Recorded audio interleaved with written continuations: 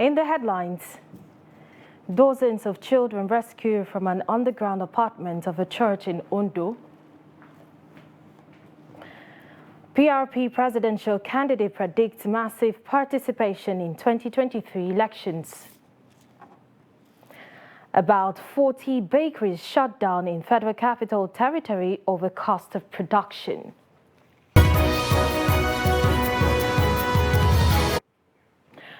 Hello and welcome to Trust TV News Updates. I am Martia Umar. Thank you.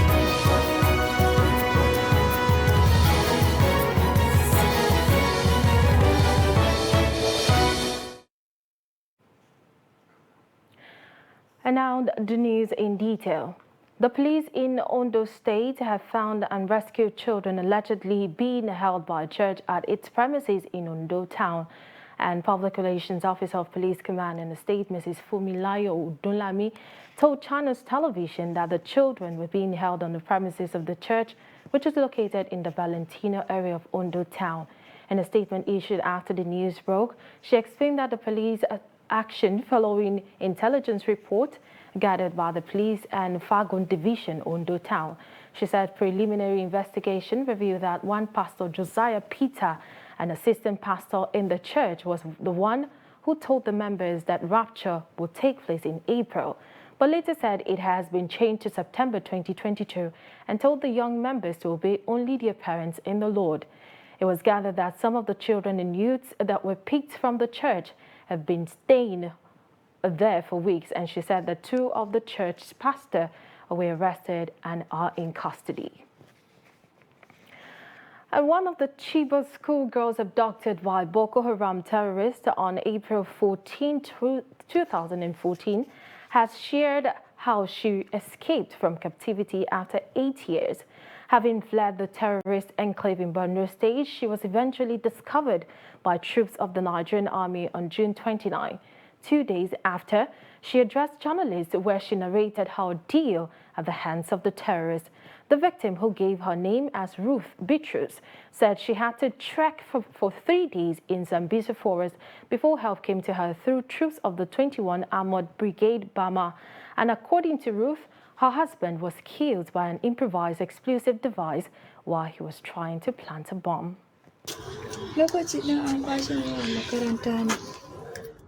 I came from Sambisa. I was taken there from GSS Chibok in 2014. We were 203 in April 2014. The rest of the girls are in Sambisa. The father of my son is dead. He died 2 years ago. He was a bomb technician and went to plant one when it exploded and killed him. I left the forest at 4 a.m. 3 days ago. I took food that was able to sustain me and the baby throughout the journey.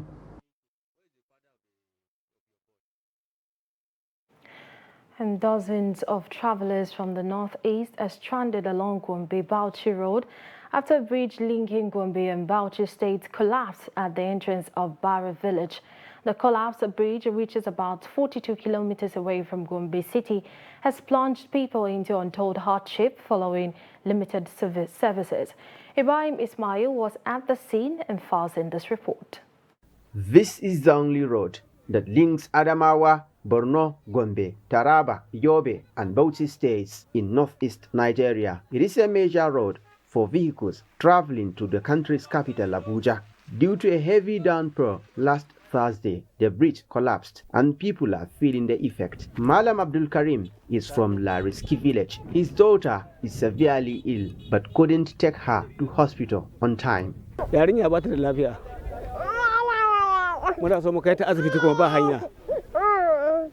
The girl is sick.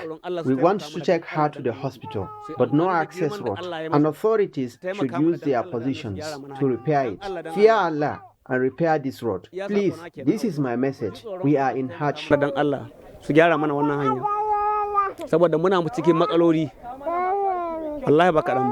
Other stranded passengers also share their sad experiences. Seriously, it has affected my plan because financially I am. You can see how the thing is. Financially, I'm not that buoyant, but We just had to do it. People carrying load for you, you had to pay them. Just like the boy I carried now, we have to pay him something.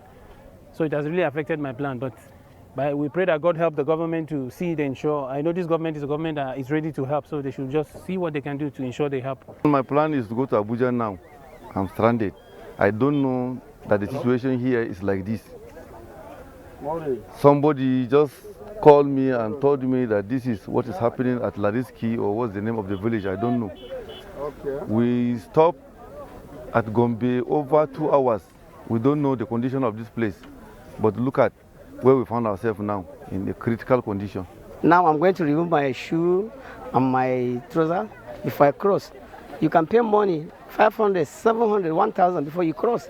So I'm begging for our government to do something about this route, emergency. The Nigeria Union of Journalists, NUJ, said the road collapse between Gombe and Bauchi will have socio-economic consequences on the people.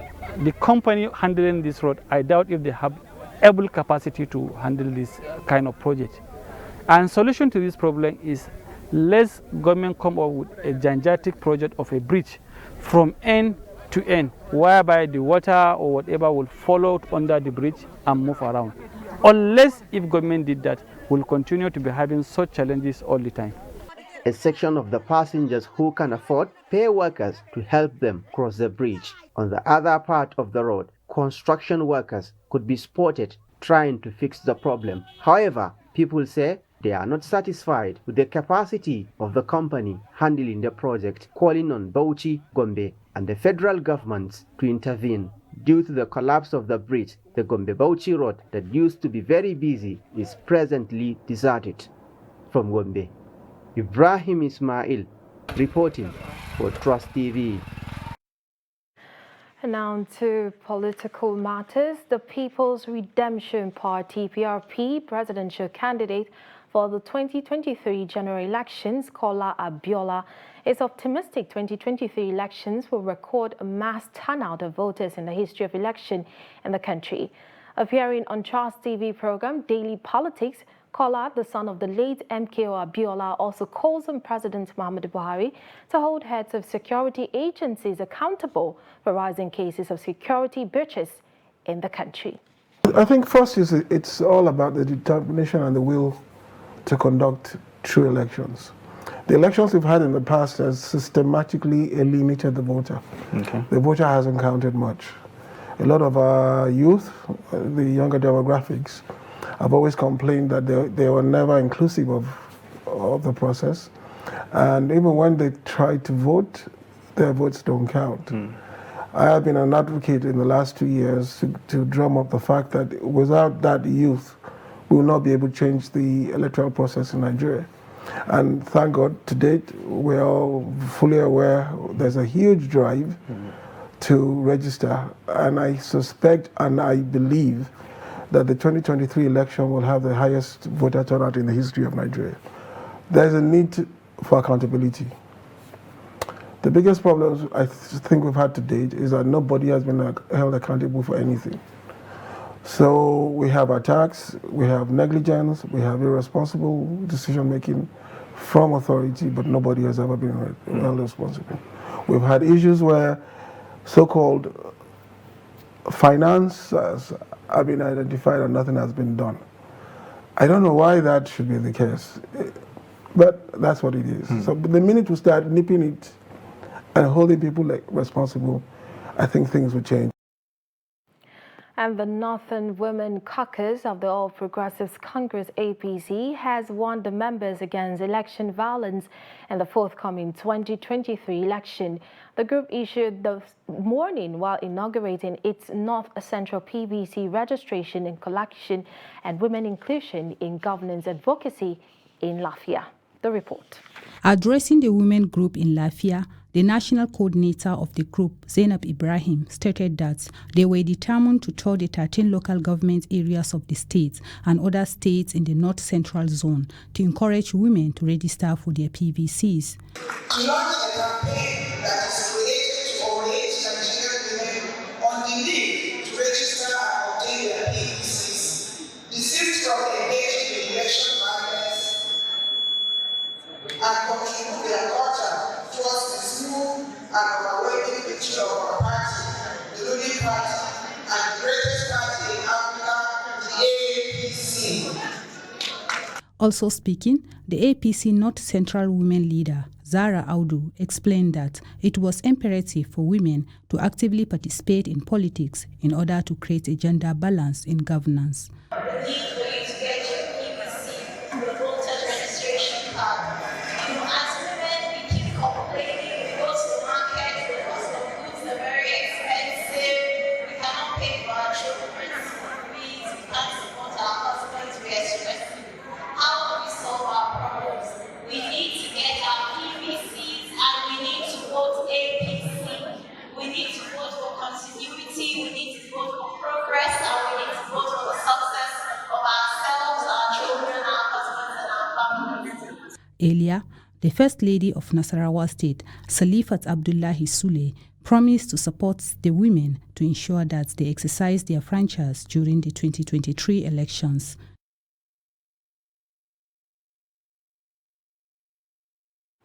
And still on political matters, the Zamfara State chapter of the People's Democratic Party, PDP, has faulted the directive of Governor Bello Muhammad to the people of the state to own guns for self-defense against bandits. The state PDP secretary, Farouk Ahmed, stated that the party's position on the matter while addressing journalists in Gusau, the state capital, on the lingering insecurity in Zamfara State. The report.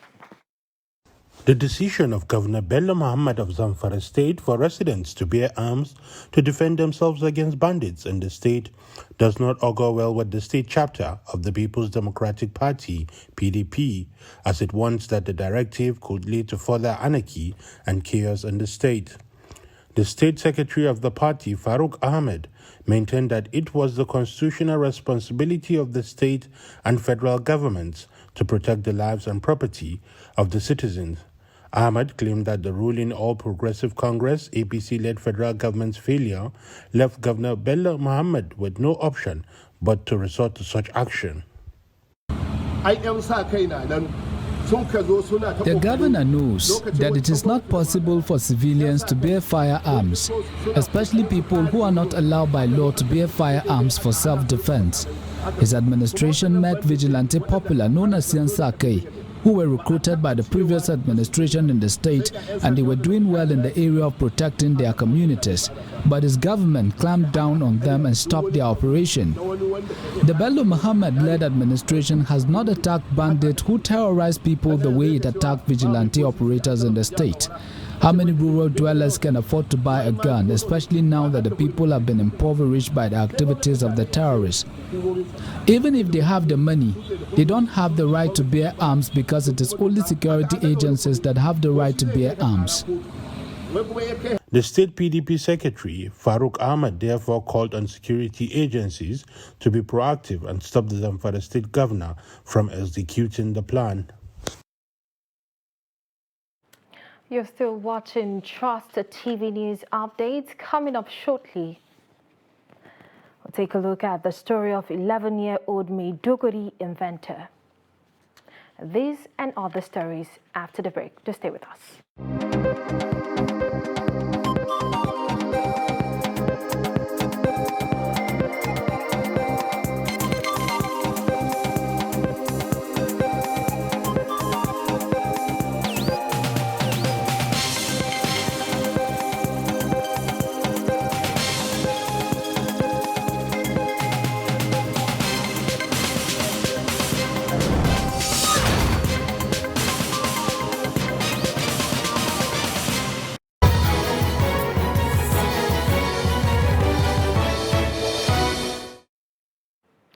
You're still watching Trust TV News Updates, but before we go ahead, let's take a look at some of our top stories. We told you that dozens of children rescued from an underground apartment of a church in Ondo State. And the PRP presidential candidate predicts massive participation in 2023 elections. To other news, the federal government has inaugurated the White Paper Committee on Review of Parastatals, agencies and commissions created since 2014 to date. The committee has come up with the White Paper reports of the committees inaugurated by the federal government in November 2021. And performing the inauguration in Abuja, Secretary to the Government of the Federation, Bas Mustafa, explained that the federal government came up with 2 other committees due to the inability to implement the Orosai report. And responding on behalf of the committee members, a former head of civil service of the Federation and chairman of the committee, Dr. Ebele Okeke, appreciated the federal government for the honor of selecting them for the task and pledged to ensure the implementation of the reports.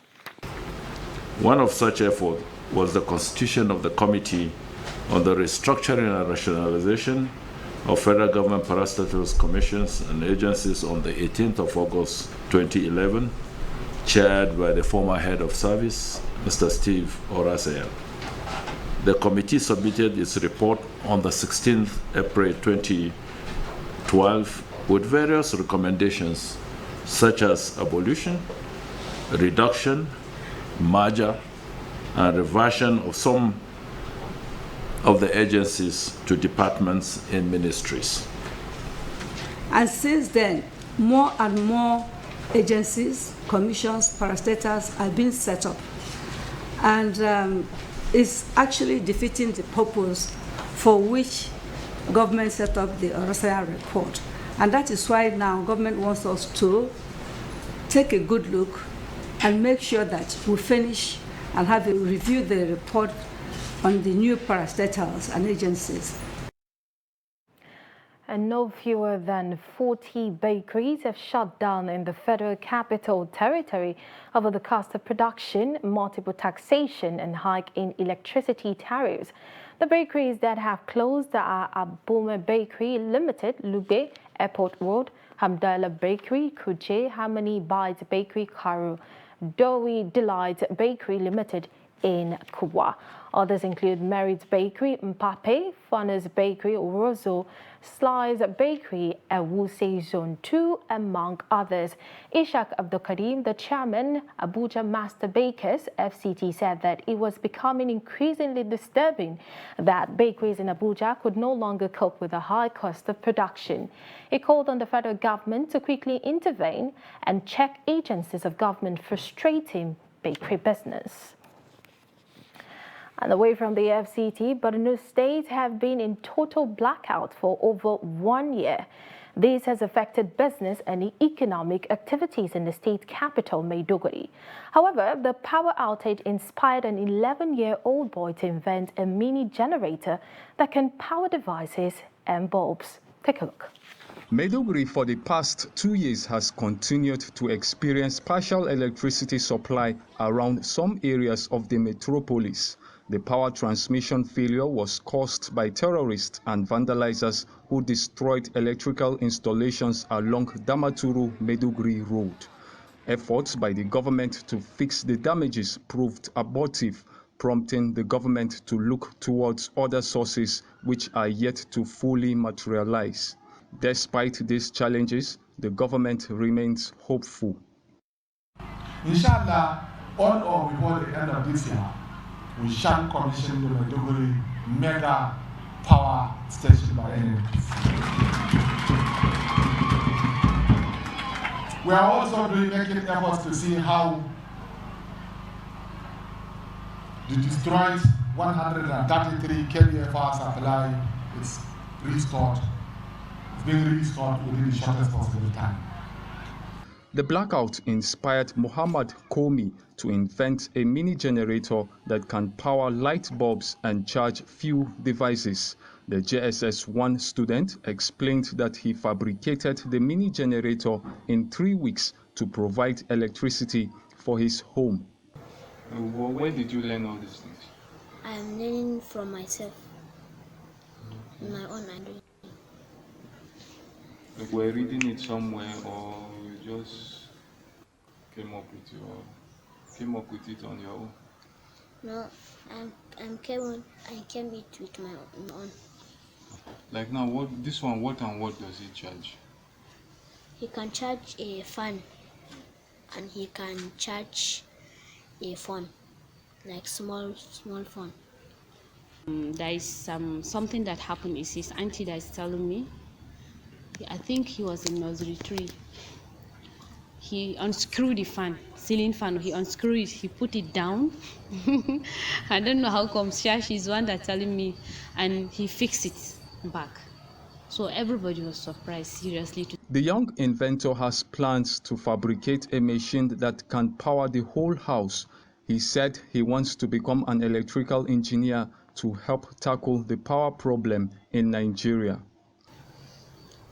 I'm planning to do something. I want to make something free energy, that's using plug. What would this new one be doing? He can use to power a TV, decoder, fridge. But Muhammad Komi's dreams can only turn to reality if the government supports his goals in life. And Christians and Muslim faithful in Kachia local government area of southern Kaduna on Saturday participated in the clearing of the Kachia Eid ground ahead of the Eid al-Kabir celebration.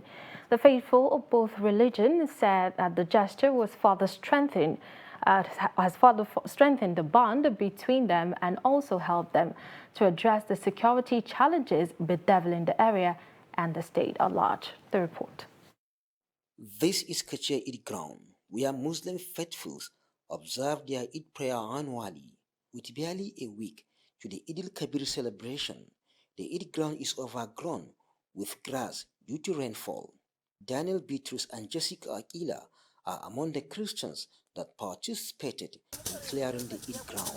I felt it's not only time for us to preach peace by weight, rather we should put it into practice, because we felt by so doing it's going to create a unity among people of different religion, because all of us, we didn't create ourselves to be in religion we are serving. Rather, God chose us to be part of that religion just for the purpose of serving Him. By bringing this as community members or as to the two religions coming together to help in clearing the Eid ground, we believe this will contribute more to peaceful coexistence. The Muslims community in Kachia says the gesture will further foster peace and unity among faithful of different religions. What we are doing here will foster unity and love among people of different religions. Southern Kaduna has been suffering from communal clashes, banditry, farmers' herders crashes, among others. However, according to Daniel Bitrus, if people of the area come together, they will fight their common enemy, which is insecurity. If we come together to form a synergy as people of Southern Kaduna, then we can be able to fight anything that is attacking us externally. Because as a people, we are facing with common challenges. Insecurity has become order of the day. And this insecurity is affecting both Muslim and Christian. The adherent of the two religious further call on communities in Kaduna State to promote peaceful coexistence among them through such gesture. The National Population Commission will use electronic devices during its trial census on the 30th of July. A federal commissioner of the population body, Bala Banye, revealed this after stakeholders meeting in Daura, Katsina State. Abdullahi Amadi tells us more.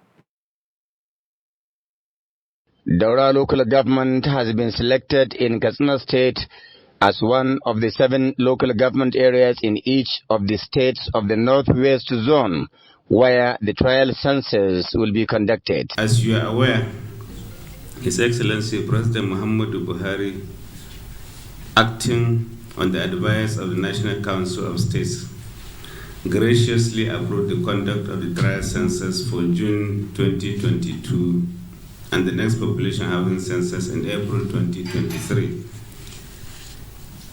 This approval underscores the President's commitment towards planned and sustainable development of the country. The trial census is expected to test run the equipment that will be used during the proper exercise in April 2023. The idea is also to ensure that all facilities that will be used during the process are functional and that ultimately the census will be acceptable. Your incisive reporting of the census preparatory activities so far has placed the 2023 census at the center of national discourse, thereby mobilizing Nigerians for its successful conduct. As the Commission takes the next crucial step towards the 2023 census, the Commission will continue to count on the collaboration and partnership of the Nigerian media.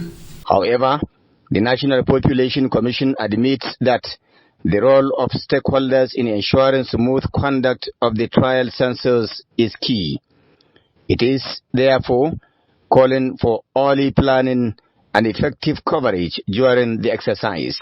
Consequent upon this approval, the Commission intensified preparatory activities, deploying technological innovations on a massive scale to conduct a truly scientific census that will not only be accurate and reliable, but also transparent and accessible to all Nigerians.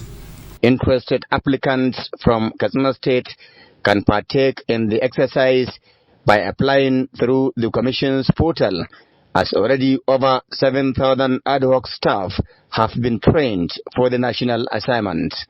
The trial census is expected to serve as a litmus test to the April 2023 national head count. Abdullahi Ismayamadi, Trust Television News, Katsina. And on the foreign scene, Uzbekistan has announced a month-long state of emergency in an autonomous republic where rare protests forced President Shavkat Mirziyoyev into a reversal of certain constitutional reforms. And Press Secretary to the President, Shehzod Azadov, said that the state of emergency in the Republic of Kazakhstan would run from just after midnight on Sunday to August 2.